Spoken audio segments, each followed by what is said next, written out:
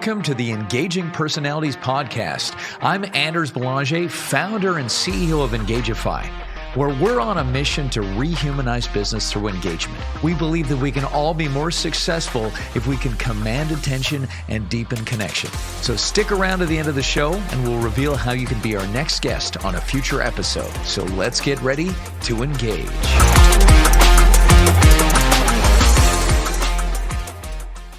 Hey, this is Anders and welcome to Engaging Personalities Podcast. And my guest today, Josh Elledge. He is a U.S. Navy veteran who became a serial entrepreneur who builds companies he needs most in the world. So in 2014, he launched UpMyInfluence to help entrepreneurs like himself attract the perfect audiences and grow their authority and influence. Josh is a keynote speaker, writes a syndicated newspaper column to 1.1 million readers, and regularly appears on more than 75 TV stations across the U.S. All told, Josh has appeared in the media more than 2,500 times.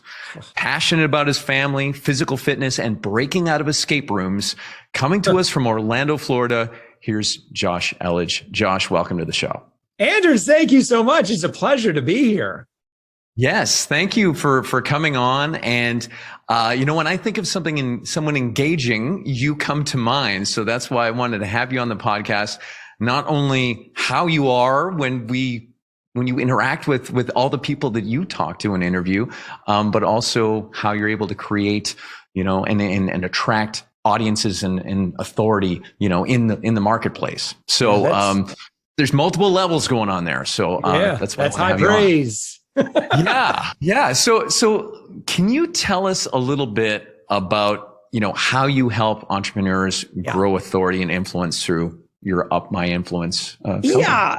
Yeah. So the idea is, and I think that the gift that we all have access to that I think is maybe, I don't want to say underutilized, but maybe misunderstood. And that is platform. So everybody's got access to platform and platform is largely, around content. It's around social media. And I think a lot of times, we look at these platforms and we think, well, that is my opportunity to show my brilliance. And I'm just going to go and I'm going to pontificate and all my wildest dreams will come true. Well, that's possible, but it is a grind. And what I really work hard, and we've got a couple hundred clients that we've been able to work with over the past number of years, is I work with them and I say, listen, I'm not sure you understand what you have here. You have in your hands the ultimate networking tool when we talk about platforms. So specifically, I'm a huge fan of podcasts. I've hosted, the Thoughtful Entrepreneur itself, that has over 1,500 episodes. I've gotten to know over 1,500 amazing business leaders, founders, very successful people. We have a requirement on our show. I mean, you need to be doing at least 6 figures in business. And I've now over the years been able to build meaningful relationships with, again, 1,500 people. And we think about, well, how else can you do that today? And I think that's where you see a lot of marketers desperately trying to come up with ideas on how you can build relationships. And I think a lot of the ideas that marketers come up with, it sounds good. It sells in other words, those concepts might sell, gurus, make money in your underwear sitting on, sipping martinis on a toilet or whatever. It's like, it sounds good, easy, automatic riches. But reality is, and this, and I know this, relationships take time and relationships can't be forced, right? It's like, where does love come about? I mean, it takes proximity, and proximity leads to familiarity, and familiarity leads to know, like, and trust. And that's who we do business with. So getting back to when I think about how we could better use platform, what if we used platform to celebrate other people and to truly give? And I'm thinking about, if anyone's, listening to our conversation and thinking about the book, The Go-Giver by Bob Berg, this is a perfect utilization of that principle of investing into relationships with noble intent. Just be a good person. Make other people feel those emotions of significance and make people feel special for who they are and what they do, what they say and what they're doing in the world matters. If you can take your sales hat off for just a second, put it on a shelf, right? And instead just start making awesome people feel great about themselves. You know what's going to happen? And Andrews, I know you know this personally. You will not be able to outgive the market. Leaders love to do things with people that they like. Like business leaders will always find ways of doing business together, and leaders will also reciprocate the moment they're given the opportunity. You know, there's something you said that I just want to kind of highlight a little bit there, because if anyone has studied, persuasion or influence, Cialdini's law of reciprocity comes to mind, where you give something to someone and they feel compelled to give it back. Now, you said it in a way that noble intent, which is kind of not expecting it to come back, which I think is right. Key in that go-giver sense that you're talking Absolutely. about. Is that right? Yeah. Yeah. Listen, what I'm talking about, you cannot fake. And if you have ulterior motives, and if all your primary care is, I'm going to make some money, I'm going to sell this person, forget it. It's over before you opened your mouth. We know. I was just on a call this morning, and it's like, you cannot fool. Well, I shouldn't say this, but by and large, ultimately, I don't think that you can fool people for very long today. And if you were to be fake with your generosity, there's a good chunk of people that's going to leave a really bad taste in their mouth. And not only are they going to not become a customer, they might become an anti-customer. In other words, your reputation is pretty important these days. And everyone is now today a center of influence. Everybody has a circle of friends. My advice is to, what's the saying? It's like, remember when James Corden was getting in some trouble, and it was, I heard the quote is like, if he's nice to you, but he's not nice to the waitstaff, he's not a nice person. Like, you have to be good at all times to all people. Give generously. Don't be petty. Don't be competitive. Just, that's not the world that you have to live in today anymore. You can cooperate, and again, you can get about anything you want in business. I mean, this is old school, like how to win friends, influence people, Dale Carnegie stuff. But again, your heart has to be in the right place. Otherwise, we are going to smell that sales gingivitis, the moment you open your mouth at us. Like, it's like, yeah, I know what you want. So what you're offering people through your podcasts and through that ability to highlight these other entrepreneurs, like when we teach engagement skills to companies, we're always talking about, authority is a part of that, right? Is the fact that who that person is interacting with, if they have higher authority, you're going to pay more attention, right? And whether that authority means gravitas, whether it means, how they carry themselves, their congruence, their actual, titles and all of that stuff. But getting on all of these, or having podcasts, getting publications, getting that media appearance, that ups your authority. And totally. What do your clients find when they start, getting that momentum? It's exciting, talking about the power of platform. I was just listening to Conan O'Brien, and he was talking about, it's like, well, because I have a podcast, I can ask for favors and I get them for free. So that if there's any doctor that, he was talking about, I want a psychiatrist who will come and give me free advice. And because I have a podcast, guess what? I can get that for free. And it was just like, I was like, well, there's a lot of truth to that. There's just that, again, platform allows you to punch up a couple levels in a way that you can't do any other way. Okay, Anders, I think I just made a mistake here, because I think I said I started answering the question I wanted to answer instead of the question that you asked. Could you ask that question again? Because I got sidetracked with I got to tell the Conan O'Brien story. It's all good. I think it was platform. The idea of it. Yeah. Got it.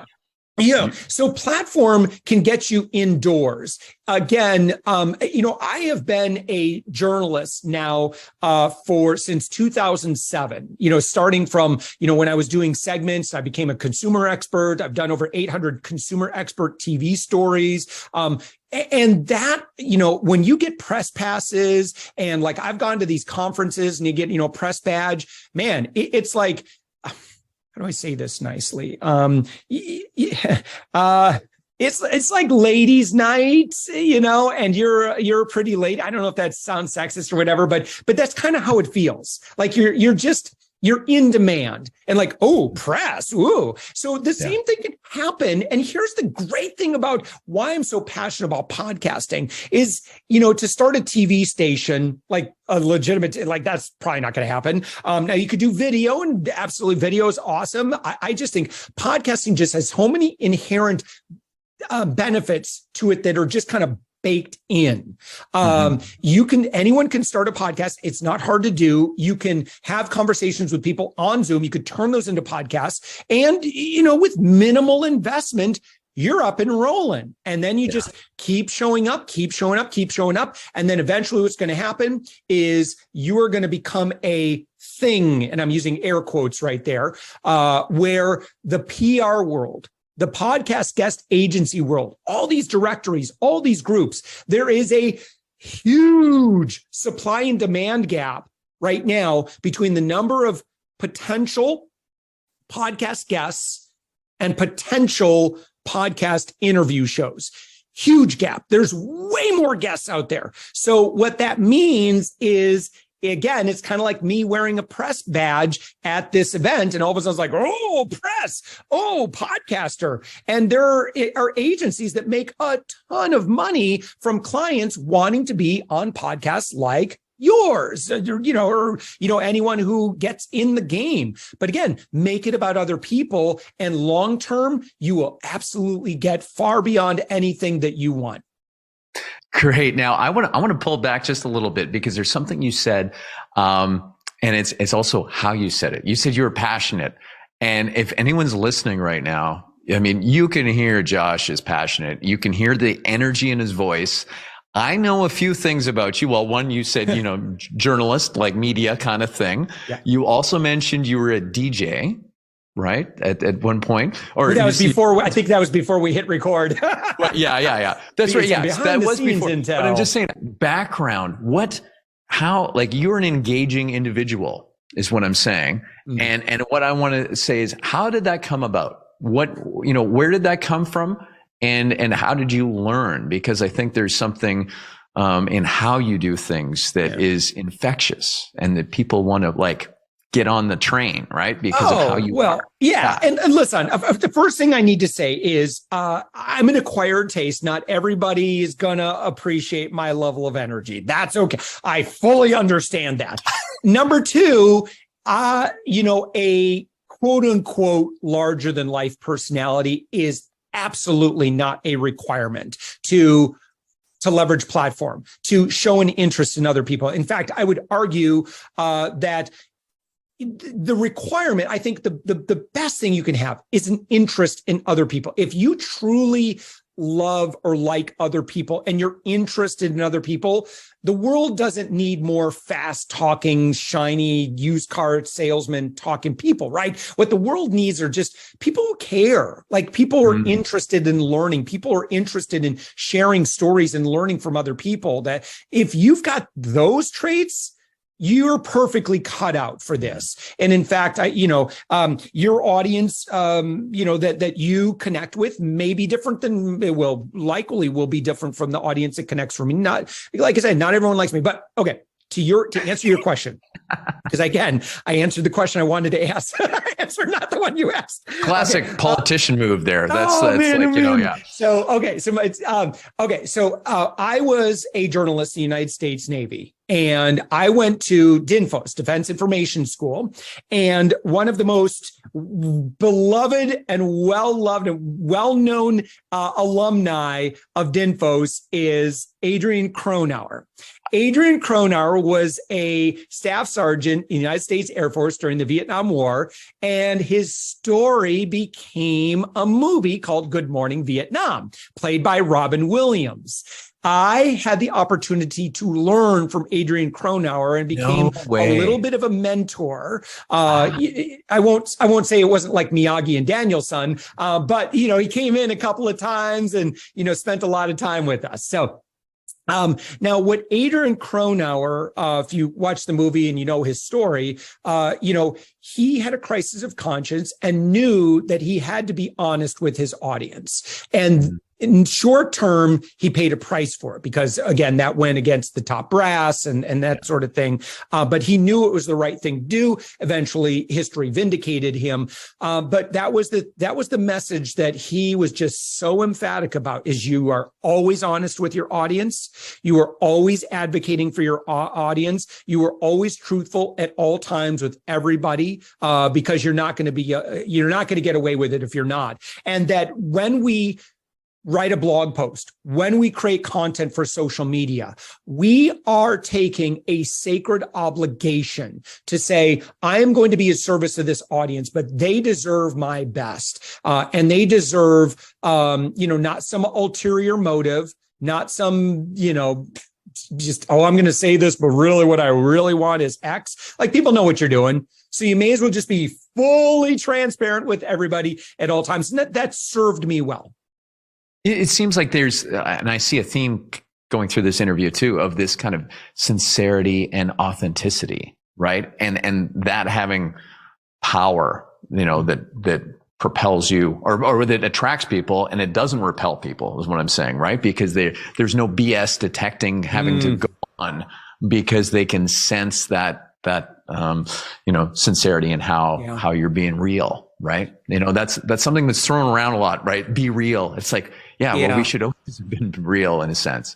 Mark Schaefer wrote a really good book on this called Marketing Rebellion, where he talks about what the biggest advertisers on the planet know. And that is that audiences have changed quite a bit over the past 10 years. You used to be able to do commercials, 4 out of 5 dentists agreed, blah, blah, blah, blah, blah, right? And you just give them the facts and then you just sell at them. Commercials aren't like that today. Commercials are all about engagement and fun and it's stuff that's certainly in your territory, right? They're listening to people like you, Anders, which is good because that's what audiences want today. So similarly, audiences have never been more sophisticated, more savvy. Their BS detector is like more sensitive than it's ever been. Why is this the case? Well, it's because the populations of the world have been experimented like never before when it comes to being bombarded with sales and advertising messages. You go on social media, it's just a nonstop stream of and it's like instantly we put people, are they say, yeah, okay, blah, blah, blah, blah, someone sell, we're just being sold at. So what happens when you do that, right? You create a hyper resistant population. We are constantly on guard from being sold at. Yes. Okay, we got some new DMs in the inbox. And then we just, kind of drudge through the automated bots. And it's just like, forget it. It's a non-starter. Marketers have ruined everything. And it's not necessarily an individual marketer's fault. It's just the culture, right? Mm-hmm. And so it's like they've just gone through and decimated the fields. And we're left with just, the leftovers, right? It's just these barren fields because marketers flock to all great ideas until they ruin them. And so the safe place to be is authentic. It might feel less efficient, but when you ask, Josh, how did you get by now over 2,500 media appearances? Never once did I put out a press release and spray and pray in that way. Every single great media relationship was very personal. It was very focused on what the producer or the journalist needed. And I said, I would love to be of help. I don't need to promote anything. I'm just very passionate about this subject. It would be an honor to serve your audience and, quite frankly, make your job easier. That was my approach, and it worked, and it consistently works. Yeah, that, and again, goes to some of these engagement principles that we talk about in our trainings. Just this, when you are focused, right? If there's something that you're going to bring to someone's attention that is going to benefit them, well, yeah, of course they're going to listen, right? And I mean, that's a little bit what marketing has done, but what you're saying with the authenticity, it kind of cuts through all of that junk that has been created over time. So do you have maybe before we go, do you have one tip for our listeners in terms of whether it is, influence, engagement, it's cutting through the clutter of all the marketing. Yeah. What else could you share with us, Josh? Well, yeah, listen, I mean, let's think about revenue for a second, right? And because it's the lifeblood of any company. So I'm going to try to break this down and to our listener right now, let me know where I lose you. I'm going to try and make this super simple. Okay. If you are in account-based sales, in other words, sales are going to come from a conversation or a few conversations, right? I'm talking to you. There's principles. These principles are true for if you got a SaaS platform or whatever, and you sell mass market. I've done both, but okay. Revenue comes from closed sales. If you close more sales, you are going to make more money. All right. So, okay, with me so far. So what we need to do is close more sales. All right. So to close more sales, you have to have more sales conversations and trust that somebody, if they understand who you are and what your product is, they're either going to buy or they're not going to buy. Right. Mm-hmm. I think there's maybe some things that you could do to improve your ability to sell. But honestly, I think, when it comes down to your offer, the market is pretty smart. And so just trust the market that they know and just be the best guide that you can.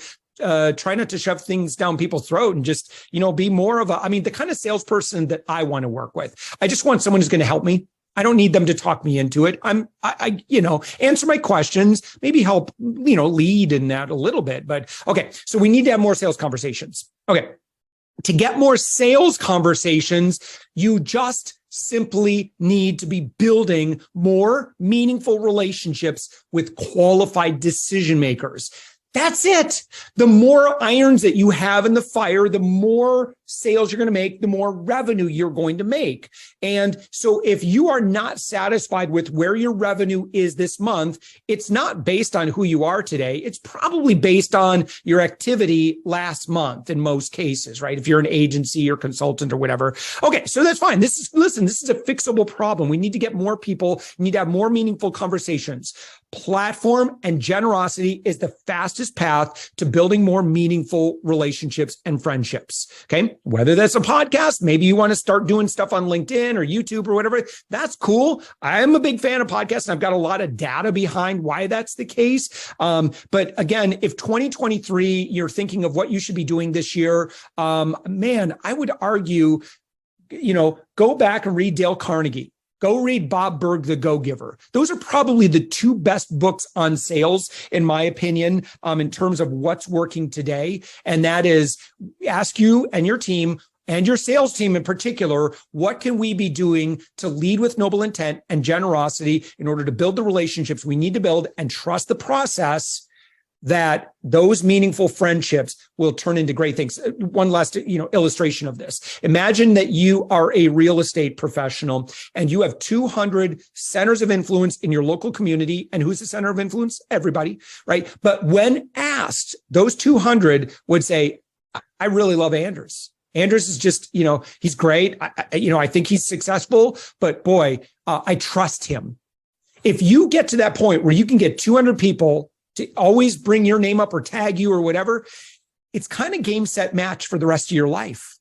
So, again, fast forward 1,500 meaningful conversations and podcast interviews and relationships. UpMyInfluence, I haven't had to do any amount of outbound for, as when we're recording this, 3 years and 27 days. I can tell you the exact day that I told the team, stop talking about the five. Like, we have more than enough people coming into our world. And we have been 100% inbound for over 3 years now. And people will queue up 6 to 8 weeks in advance just to begin that relationship with me. It's a great, it's when you can get, you don't have to worry about that CEO hustle stuff anymore. Man, life is just so much more enjoyable. That's the dream, inbound, right? Yep. Have them come to you as opposed to you having to go to them. And, there's something you said too earlier was about that, this is the way, this is what's working right now. But then you're also talking about Dale Carnegie writing, influence. And that's written in the 20s, or I don't know when that was, but it was I think so. I'm going to have to look it up when it was originally published. and it still works. So that's kind of nice. 1936, baby. There we go. All right. I was right in there. Tried and true. Josh, thanks so much for coming on. Where can people find you? So if they want to look you up and reach out. Well, listen, I'm always looking for great podcast guests myself for the thoughtful entrepreneur. And also, if you're interested in, like, hey, I kind of like what this guy's talking about. I have a longer form, class where I go through and I break down, I share a lot of numbers, a lot of data, a lot of books, a lot of resources, a lot of action items. Those two kind of ways of engaging with me, those can both be found at my website. And the website is www.upmyinfluence.com. So upmyinfluence.com, and you'll see podcast guests. Click here. Want to learn more? And I take you through the whole class. And guess what? At the end of it, I don't even have anything for sale. Honestly, I'm looking to change the world, and there's some ways that we could potentially engage, but you're smart. You'll figure that out. So Anders, this has been awesome, man. Thank you so much for having me. Thanks for coming on, Josh. I appreciate it. And that's all for this episode. And until next time, stay engaged. Thank you so much for listening to Engaging Personalities. If you believe this world needs more engagement and you're an industry leader or you have an interesting take on rehumanizing business, go to go.engagify.ai/podcast-guest to apply and come on the show. If you got something out of this interview, do you mind sharing it on your social media? Just grab a quick screenshot with your phone and text it to a friend or post it on the socials. If you know someone that would be a great guest, tag them on social media to let them know about the show. Include the hashtag Engaging Personalities. I love seeing your posts and guest suggestions. We are regularly putting out new episodes and content. To make sure you don't miss any episode, go ahead and subscribe. Your thumbs up, ratings, and reviews go a long way to help promote the show and mean a lot to me and my team. Want to know more?